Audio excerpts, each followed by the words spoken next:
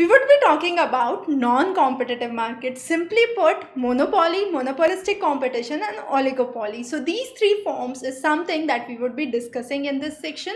Now, to understand monopoly, let's take a simple example of De Beers, a chain of diamonds. Now, if we believe that there is no other popular chain in the market which brings in diamonds, what would happen? This De Beers could bring in any price that it believes into the market, and the consumers would be forced to purchase it, but to a point that customer can afford to purchase it. As soon as a consumer feels that it is an extremely precious aspect that they are buying, they would switch on to might be rubies or might be any other precious gems that could be there. So this is a very interesting aspect that we are going to understand today. We would be understanding this with reference to total revenue, marginal revenue, and how these changes when the demand remains elastic or when the price elasticity of demand changes, and finding out the slope of the curve. So those would be some of the. To begin with, the market structure. Now, what are the factors that actually contribute to understand a market structure? The first is how many sellers are there and what is the size of the or the number of the sellers present. So, concentration ratio is something that becomes very important to determine whether it's a monopoly, whether it's a perfect competition, or so on. The next important character is how well one firm can influence another. So, the idea is to have an ability to influence, to bring in product differentiation. So how well you can differentiate your product? A very simple example is biscuits. Now we have 100 varieties of biscuits that are presented to the market. Now let's say I bring in 10 varieties, my friend brings in 10 varieties, and your friend brings in 10 varieties. Now how we all would differentiate so that your product is sold into the market, and that makes the concept very interesting. Now it could be a different flavor, it could be a different taste, it could be might be a freebie that you are trying to give with the product, or any way in which you are trying to differentiate your biscuits from some other biscuits. So that is the degree of product differentiation, a very important criteria to understand the picture of market structure. The next is how much freedom is there for entry and exit. Now this mainly focuses on the government regulations, whether they are government regulations, how stringent those regulations are, or how easy it is to travel across. The next is, based on these criteria, we have the various market structures as we saw in the starting. So it could be a perfect competition, it could be a monopoly where there is only one seller, it could be oligopoly where there are few sellers, it could be duopoly where there are just two sellers into the market, and a perfectly competition or a perfect competitive market structure is something that we are going to understand right now. So in a perfect competitive market condition, what would happen? Each firm would have no market power. That's the first thing. Firms would be free to start producing the commodity or to stop the production. The reason being the entry and the exit is totally free. Now, there is a large number of producers that are there in a perfect competition. So there is not just one producer, two producer, or three producer. There are large number of producers, and the output produced by each of the firms is sold in such a way that there is a kind of negligible profit margin, we could say, because each of the product that is coming into the market would try to keep its rate minimum so that the product is sold into the market. The next important thing is the output under a perfect competition that an industry is trying to bring is not distinguishable, because if it is distinguishable, there could be a product specification, not a kind of common thing that is being brought about. A very simple example is, let's talk about masks being produced in the market these days. So you have masks that are produced. Now all of those masks, if they are produced, are non-distinguishable. So everyone coming up with the same mask might be, let's talk with an example of mask being made of cloth. So everyone would have the mask being made of cloth. So it is basically indistinguishable. So we could say there is a kind of perfect competition that occurs in this industry, and the consumer is very, very important here, because consumer has a perfect knowledge of the product. The consumer has a perfect knowledge of the inputs going in, that it is cloth, the output coming in, that it is mask, and a relative price that it would range somewhere from 50 to 100 might be, if it is not of a kind of specific medical purposes that is recommended, in a very simple example. So this is how we understand a scenario of perfect competition. But understand this very carefully. The first point that we mentioned about a free entry and exit of the products. Now assume that this free entry and exit is dropped. No more free entry and exit. What would happen? The situation would turn out to be a monopoly situation, because the entry and the exit is restricted. It could be government regulation or any other regulation through which the entry exit is restricted. So there is one firm that holds, and there is a scenario shifting from a perfect competition slowly and gradually towards a monopolistic situation. The next is, if I say monopoly is there, then the second point that I told, which was a large number of firms exist, becomes not applicable, because in monopoly you would have only one firm. So again, with monopoly, when I am saying that there is no free entry and exit, there is also not large number of firms that are present for the same thing that is there. Now again, in a monopolistic competition, you can say the output is not indistinguishable from others. So under a perfect competition, we said that the output that is produced is indistinguishable from the others, but that is not a case in a monopolistic competition that is there. So this is how we understand the aspect of perfect competition. So what is the difference between a competitive firm and a competitive structure? Competitive behavior, basically we need to understand a very simple example of Coke, Pepsi versus two farmers.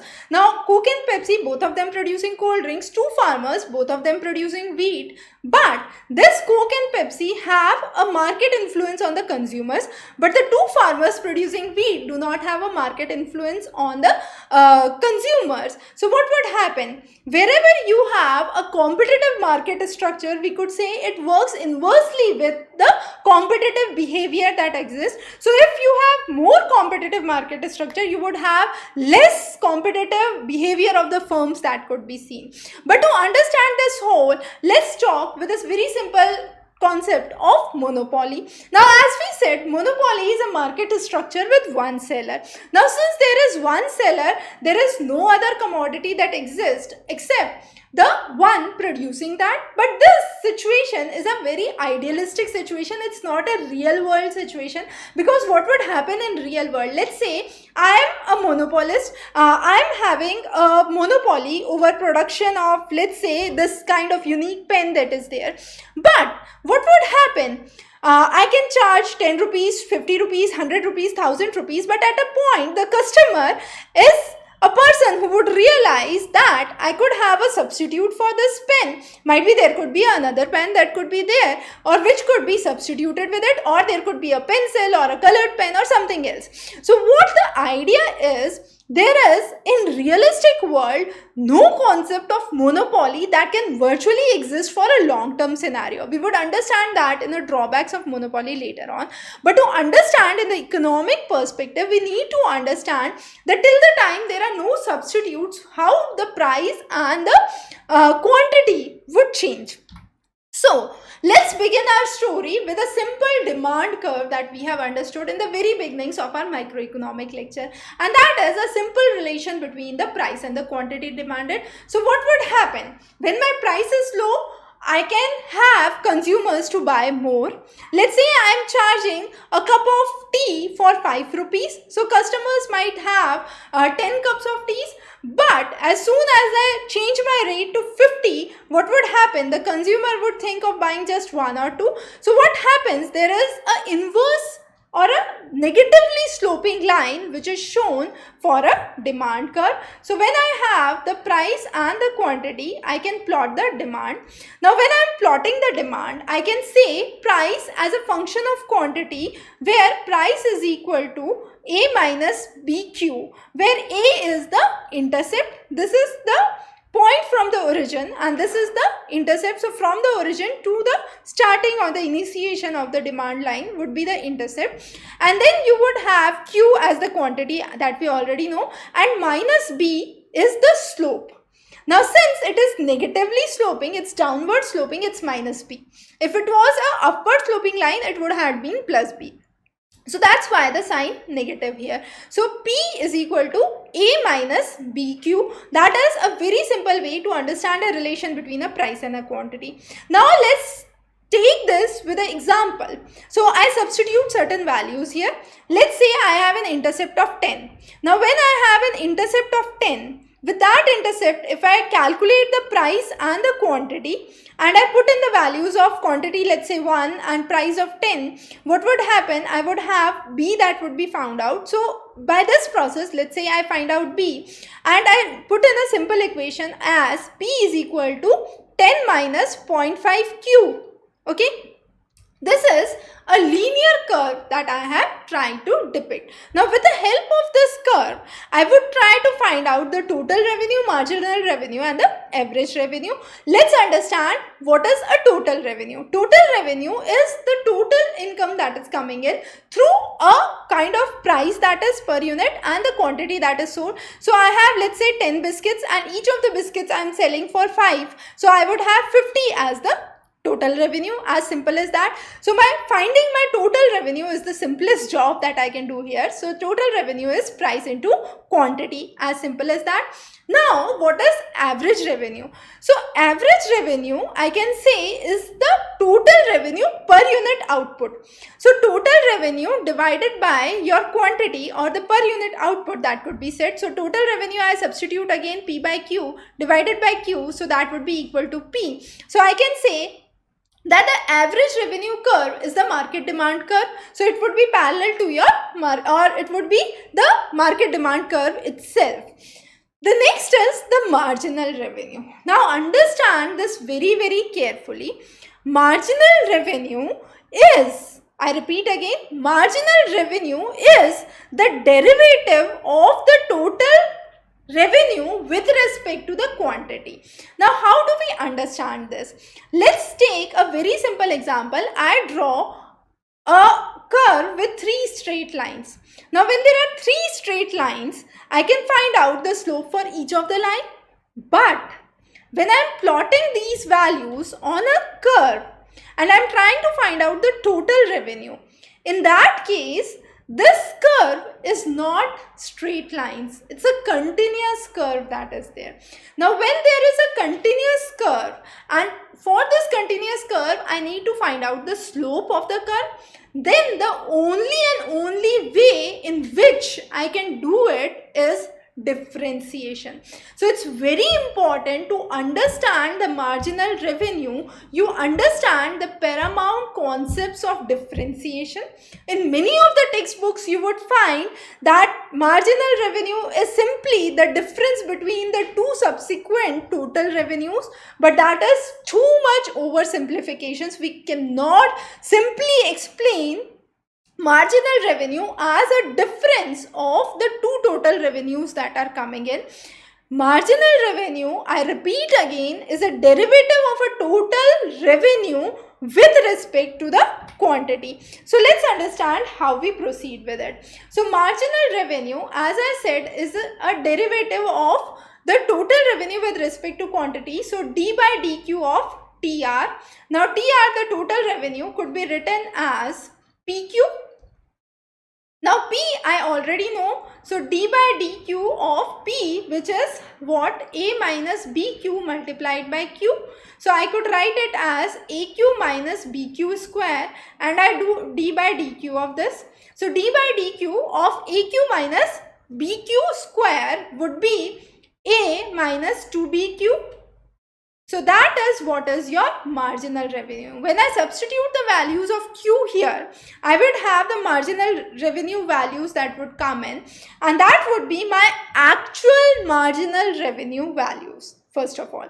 Now, all these terms, be it the total revenue, the average revenue, or the marginal revenue, I need to plot it on a curve. Now, when I am plotting it on a curve, my P and Q values, simple multiplication of that would lead to total revenue, and I would have the total revenue which would be an inverted parabola. Now this inverted parabola is important because it is a function of the quadratic equation as we have seen, which is AQ minus BQ. Now this is a kind of square terms of the negative coefficient and an inverted parabola that is seen. When I am trying to draw the average revenue curve, that average revenue is the demand line. So it's the market demand curve. So the average revenue would coincide with the market demand curve. As we have already known, AR is equal to the P by Q divided by the Q, which remains as P, and that is the market demand curve. Marginal revenue. Now marginal revenue would increase till the time you have a positive slope. So understand this very carefully. On this curve, if I am trying to draw the lines, I would see till a point you would have a positive slope that is there. But at certain point you would have the negative slope. Where you witness the negative slope, you would have the marginal revenue that would be negative. So as soon as the total revenue starts declining, in very simple terms, when the total revenue starts declining, you would have marginal revenue which would be negative. When you would have the total revenue that rises, your marginal revenue would be positive, and at a point where you have a kind of stagnation, we could say, or a kind of fixed value that would be there, you would have the marginal revenue that would be very close to zero, not exactly zero. Now this is how we understand how we derive the marginal revenue. The next important thing is plotting the average revenue graphically. So average revenue graphically, if I want to plot it on a total revenue versus an output, it is very simple. At any point I have certain value for a total revenue versus the output. So the slope of that simply would be my average revenue. So this is very simple. So simply put, you would have, let's say, 42 and 6, so 42 by 6, so that makes it 7. So 7 would be the slope of that line, and that 7 would be what? That 7 would be your average revenue, and that would be your market demand. The next is the marginal revenue. Now we have already find out how marginal revenue actually works. I repeat again, when the total revenue increases, marginal revenue is positive. When the total revenue starts to decline, you would have marginal revenue that would be negative, and at a point where the total revenue is stagnant, you would have marginal revenue as 0. Now to understand this in a much detailed fashion, we need to understand the elasticity of demand. Now elasticity, the price elasticity of demand, by definition, simply put, is a percentage change in quantity divided by percentage change in the price. As simple as that. Now what if I want to understand elasticity? So elasticity is represented as eta, and eta is P by Q multiplied by dq by dp. Okay. Now here what we do, in the first scenario, I could say, I would write it as P, I substitute with what? 10 minus 0.5 Q divided by Q. Okay, so that's what I have substituted here, and here again I substitute the value of Q, so it is d by dp of what? Q in terms of P. So when I have P is equal to 10 minus 0.5 Q, I can have Q is equal to 20 minus 2P. So I write it as 20 minus 2p. So since 20 is a constant, it's gone, and I would have minus 2 that would remain solving this. Okay, so this is a function of this, and I multiply this with minus 2.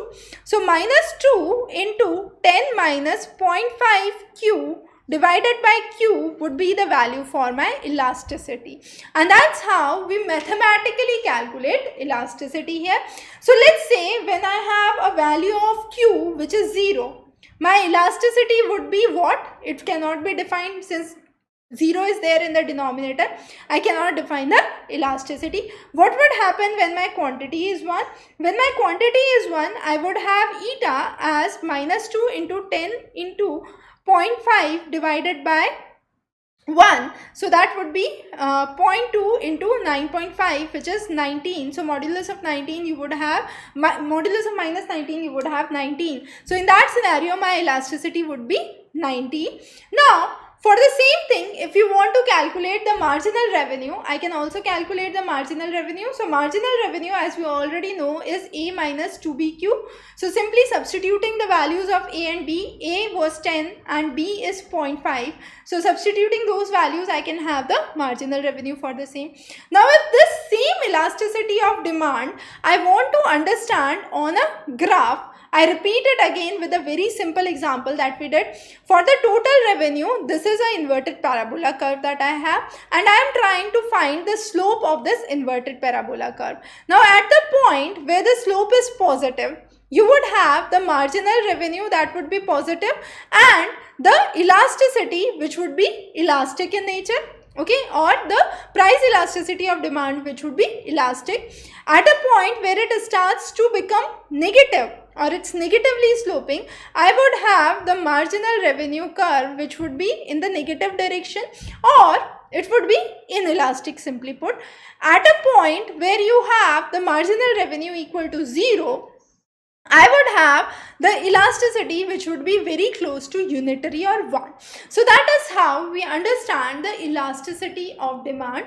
The price elasticity of demand, I simply again state that it is simply a percentage change in quantity divided by percentage change or percentage change in quantity per unit percentage change in price, as simple as that. And to understand the elasticity of demand here, we have derived it through the differential function, and the reason being is that this is a continuous curve that we are seeing for the total revenue, and since it's a continuous curve and we need to find out the slope at each of the point, differentiation is the only way that we can solve it. So if any text you have the values of marginal revenue which are calculated by simple differences, that is super oversimplification. That's not a correct way of finding the marginal revenue, and this is what we have as one of the most standard way or the most standard method of finding the marginal revenue. Now again, when we are talking about monopolistic situation or a situation where we are focusing on price elasticity, let's understand this with a very simple example. What happens, let's say you are trying to book a taxi, but when you are trying to book a taxi, suddenly you see there is peak hours or something and there is a surge in the pricing. Now what would happen when why there is a surge in the pricing? At that point, the quantity demanded is too much. There is peak traffic hours, or we can understand it with a very simple example that these are the times where office is closing down, or 5 p.m. in the evening, or 10 a.m. in the morning, or any other festive reasons. So what would happen? The quantity demanded suddenly increases. Now, technically, if we talk about the demand curve, if the quantity demanded increases, the price should go down. But what happens in this scenario? The price surges up. Now, to meet that surging price, what would happen? The taxi companies are trying to bring in more taxi drivers. That's the logic that they play, is that they are trying to bring in more taxi drivers in order to reduce that surge. So when you have a surge pricing that occurs, the idea is to bring in more drivers into it and to basically change the demand. Okay, so that is how we understand how elasticity works. I repeat again, it's simply the change in the quantity demanded per unit change in the price demanded, and we have tried to figure out how this elasticity varies with the marginal revenue in this example. So we would be covering many interesting concepts under short run and long run later on. Now understanding the short run and the long run cases for a monopoly firm. So let's have a very simple example. Case 1 where you have zero cost. So what happens is there is only one well in the village where everyone gets the water from. So this is a kind of monopoly situation. So what would happen? The monopolist in this case is bearing zero cost for the well. There is a well, anyone can come and take as much water as they want, there are no issues. But if I substitute this from a well to, let's say, a tube well, what would happen? There would be certain cost associated to it. So under a monopolist situation, what would happen is a person can charge whatever he or she believes is correct. So the profit margins are governed by their own free will, and the profit is simply the total revenue minus the total cost. So whatever is my total revenue minus my cost that is being incurred would be my profit margin. So total revenue minus total cost would be my profit that I would generate in a monopoly situation. Now in this example, if I want to plot it graphically, what would happen? I have the curve of TR that is there. I have the AR and the MR curve, the average revenue and the marginal revenue. When you have an average revenue curve, and this average revenue curve stands at 5, and then you have 10 quantities that you are purchasing for the same. So it would be 5 into 10, and that would be your total revenue, which is 50 in this case, and that is the total revenue in this case. But this is a case where you have only one well in the village. What would happen when there is a perfect competition? In a perfect competition, there are numerous wells, infinite wells in the village, and each of the well initially, let's say, was charging 5 rupees, but there is another well that comes up, charges 2 rupees, another well charging 1 rupee, and so on and so forth. So this would come to a point where there would be costing 0 rupees, and then let's say with 0 rupees there are 20 buckets of waters that you can get. So what is happening here is this is a scenario of a perfect competition that we have understood. So under a perfect competition, you can sell large quantities at a lower price. Now this was what was in the short run. What would happen in the long run? When there is a long run, there is more profit. Now when there is more profit, what would happen? More firms would be interested to enter into the market because they are confident that in this business, if they invest, they would be earning more profit. So there would be more firms coming into that business, and when there are more firms coming into the business, what would happen? You would have lot of production, so output would increase. So one firm producing 50 units, another firm producing 50 units, and so on. So where the production was only 50 units, now it is, let's say, 500 units. 10 firms have entered into the market. As a result, the price would decline.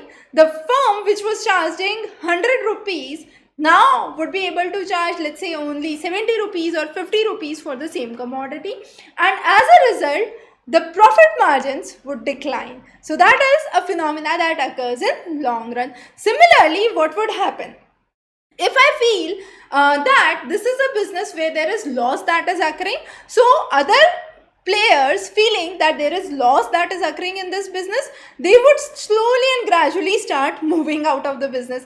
When they would start moving out of the business, what would happen?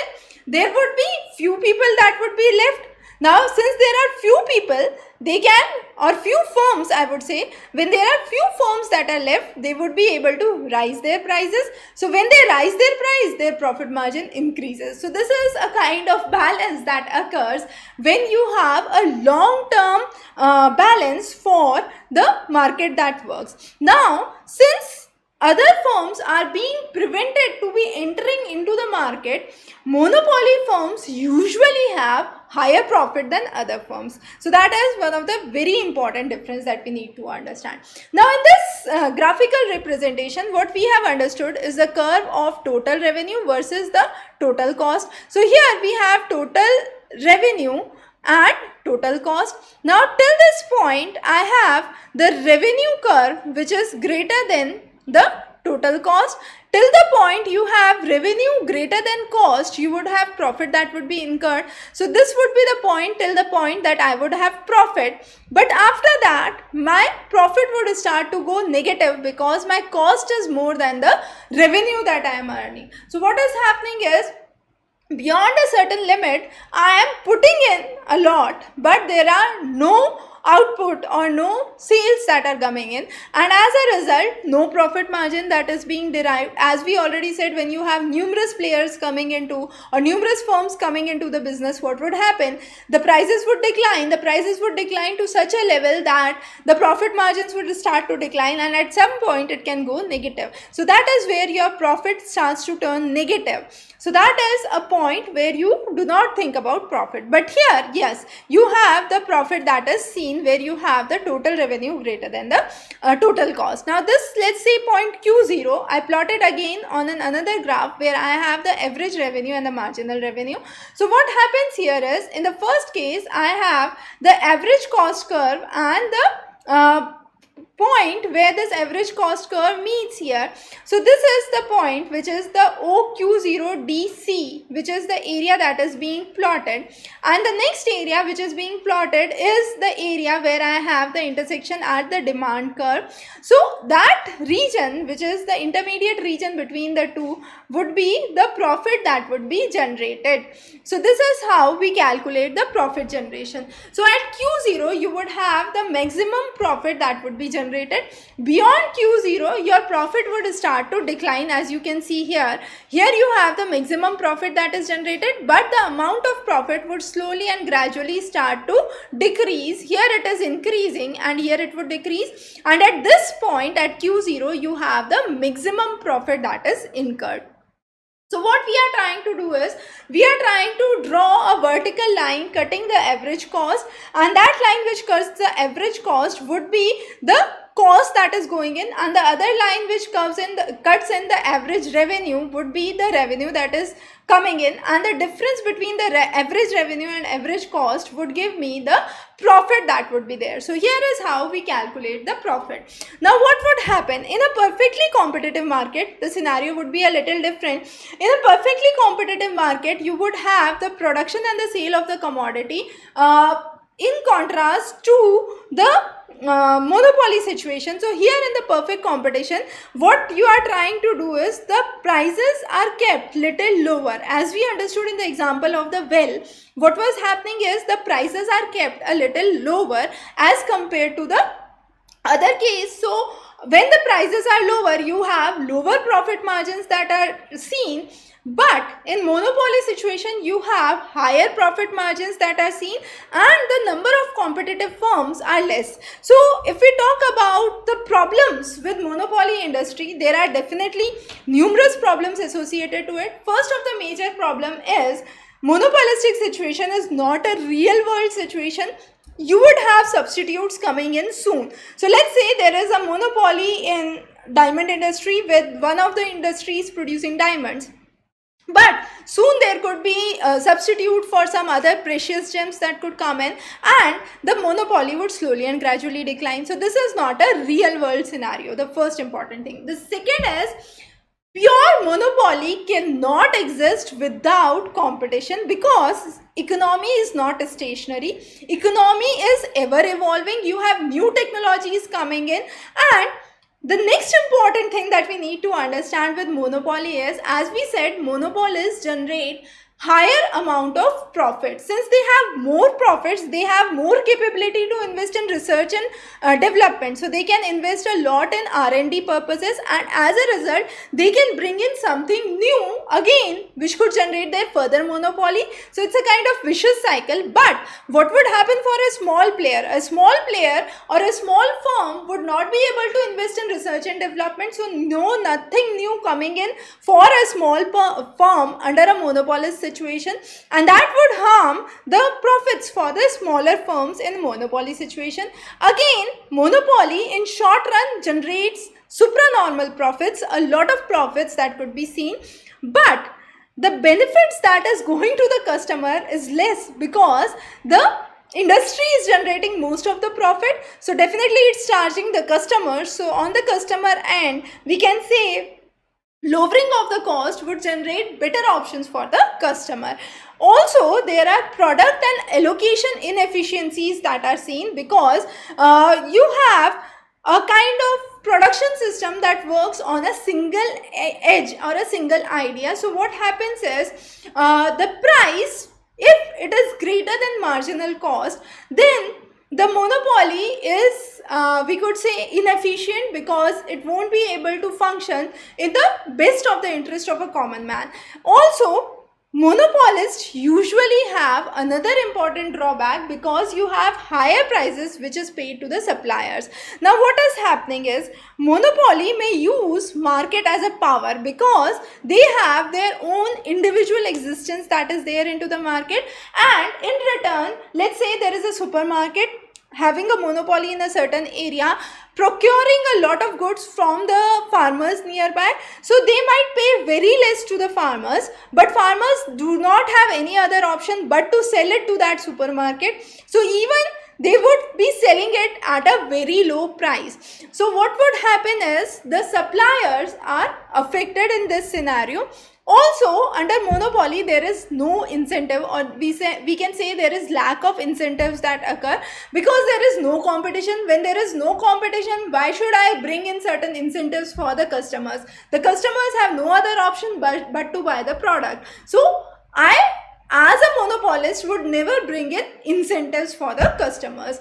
But there is another interesting thing that we need to understand in a monopoly situation is how these monopolies develop. Monopolies develop across various ideas. First is, either there is a horizontal integration of the concepts. So there are two banks horizontally integrating to form one bigger bank.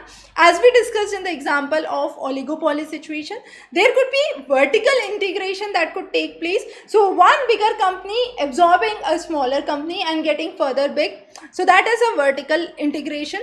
Then there could be legal monopolies that could be in the form of patents or rights being protected by certain companies. The next could be internal expansion, as we could see in the case of Google as a search engine. So there is a kind of internal expansion by increasing the kind of economies, by generating more better economies of scale. Google has more or less, we could say, a monopoly over the search engine market in most of the part of the globe. The next is the first come first serve. So the firms which have an early start have a benefit. So those firms which have the first name, so let's say Microsoft having the first name has its much higher monopoly as compared to other firms that are coming into the market. So it's a kind of first firm concept that again holds very important when we talk about development of a monopoly. So that is about monopoly. So understanding what is a monopolistic competition. Now in very simple terms, let's say we have examples of restaurants, supermarkets, or the same example of biscuit that we discussed before. So what happens in biscuits is, you have numerous variety that is there. The items are not homogeneous. They are not exactly the same. There could be minor difference. It could be in terms of packaging. It could be in terms of taste. It could be in terms of ingredients that are there. But that minor change brings a product differentiation, and this idea of product differentiation is the key to monopolistic competition. So what happens in a monopolistic competition is, there is first of all free entry and exit. In real scenario this is not the case, but yes, this is what is assumed as one of the major parameters of monopolistic competition, and the consumer usually have a preference for a given brand. So what would happen, I as a customer might want to go for brand A of a biscuit, you as a customer might want to go to brand B of biscuits. So what happens here is, there is a product specification, a product differentiation that occurs, and usually the customers are tied to their own brands and their own products of interest that they have. But what happens over the time? Over the time, what happens is, let's say there is a new product that comes in or enters into the market. What would happen might be, if there is a new product and it is charging less, a customer might tend to shift towards the new product that is into the market, and as a result this monopolistic competition drives in or attracts a new firm. So as the new firms enters into market, you would have the prices that would fall. So for me, who is producing, let's say, variety A, and my variety A is costing more than the new variety which is entered into the market, what would happen for me as a seller? I would have to reduce the price in order to compete with the new brand that is there. When I am reducing the price, what would happen? The profit margins would reduce, and when the profit margins would reduce, I can simply say that the demand curve that we understood would shift slowly and gradually towards the left. And that would be the reduction in the demand for a particular commodity or a particular item that is into the market. Now, if we try to understand through a simple example here, we have the normal demand curve through the demand curve, which is exactly what is the average revenue curve as we have discussed, and the marginal revenue. Along with the revenue curves, we also have plotted the cost curves here. So we have the average cost and the marginal cost.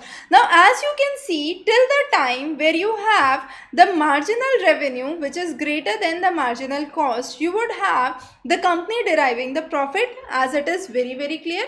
But as soon as the marginal cost starts to increase, then the marginal revenue, what would happen is there would be a slow and gradual precedence from this profit that would be seen. So to have a long-term equilibrium, what is required is the intersection of the average cost and the average revenue. The point where the average cost and the revenue intersects is the long-run normal profit.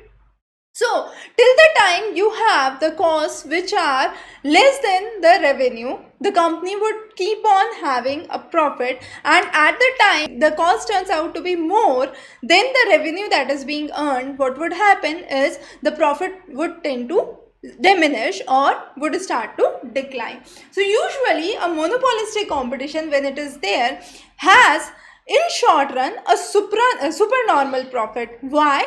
As simple as that, because I am creating a brand, and that brand is one of the most popular brands among the people, and there is no other brand which has exactly the same product that is there. So what would happen? The customers would be inclined to purchase that brand, and as a result I would be generating a supernormal profit in short run. But as we discussed, what would happen in the long run?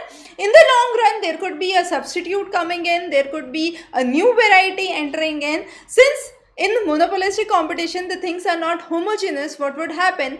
A simple differentiation, a little differentiation with a little price decline and mixed with marketing and advertisements could lead to the shift in people's behavior, and therefore in long run monopolistic competition does not have supernormal profits that is being seen. So what are the key features under monopolistic competition? I repeat again, you have many firms that are there. The items are not homogeneous. The product differentiation is there for sure, because each of the firm is producing a different, the same biscuits, but they have differentiation. As we said, the differentiation could be in any of the terms, and in short run they are able to make supernormal profit, but in long run they are able to make only normal profit, because you would have competing firms that would rise, and as a result you would have the prices that would decline. With the decline in the prices, the profit margin is set to decline. So that is one of the basic aspects. Now, what are the limitations of a monopolistic competition? This is very interesting. Under the limitations, we first say that some brands are better at marketing or better at brand differentiation. So let's say if I bring in a brand and I can differentiate it from others very well, there is a very high chance that that brand would be popular. But in case I am not able to differentiate it and it's simply like any other biscuit that's there in the market, then definitely the chances for survival reduces.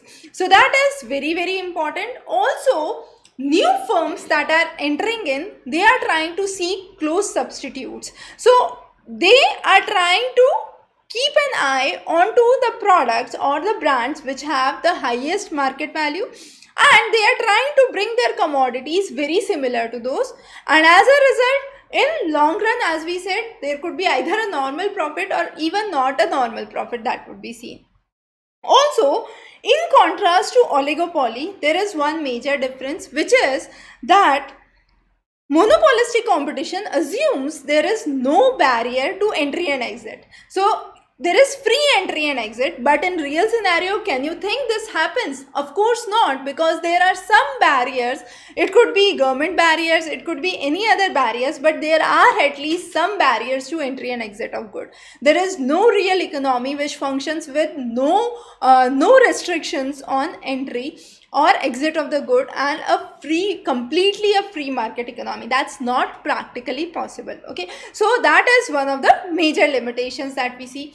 Also, product loyalty and brand loyalty is associated to it. So let's say I am associating myself to a brand, and I have a loyalty that if I am going to purchase a biscuit, it would be of this brand only, because this is, let's say, rich in proteins or has a lot of multifibers or multigrains that are seen. So might be I have a specific choice for it. So the customer is loyal towards the product, but again, the customer is only loyal till the time there is no major difference in the price that is seen.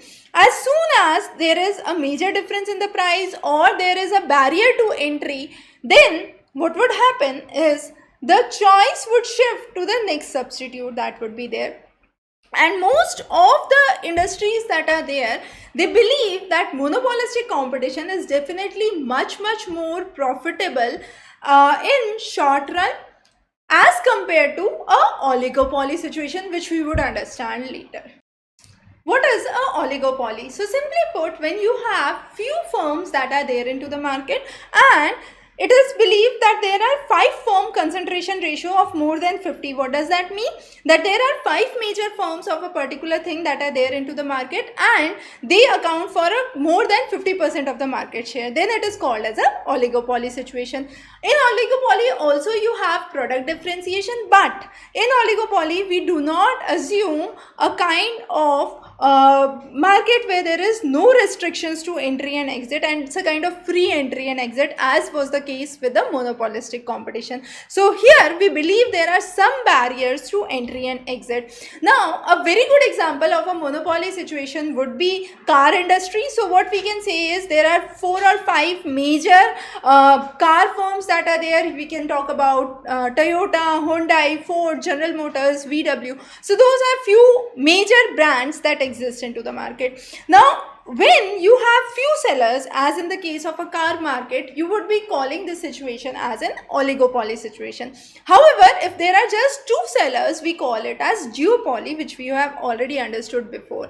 Now what would happen in a oligopoly situation? In an oligopoly situation, we have different cases. The first case is where the firms are trying to collude. What does that mean?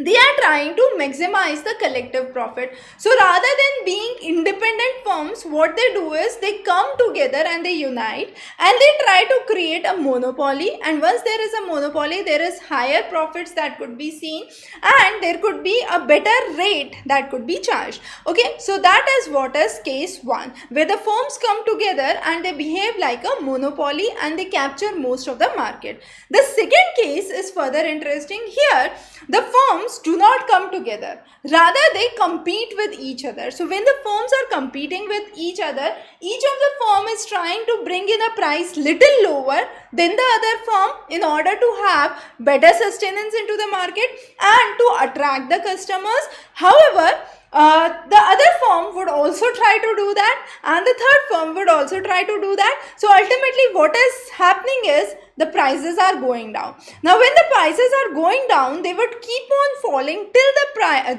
point that they are not falling below a kind of equilibrium where there is no undercutting that is there. That means till the time either there is profit or zero profit, this works fine. But as soon as the companies would start to run losses, they would stop declining their prices further. As simple as that. So it is a process which follows on a kind of logical logical conclusion till the time there is a normal scenario that occurs, and as soon as it sees that the things are falling below the marginal cost, then the companies would stop falling their prices into the market, and no firm would supply at a price lower than the marginal cost that is incurred.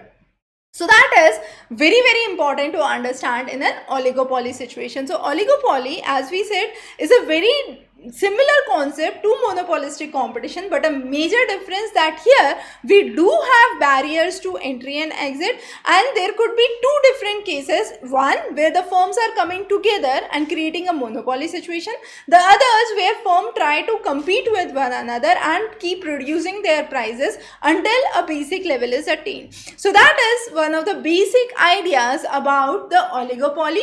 Oligopoly equilibrium, we usually say, lies somewhere between monopoly and perfect competition. So it's somewhere between the two, the monopoly and the perfect competition, that we have already understood in our previous section.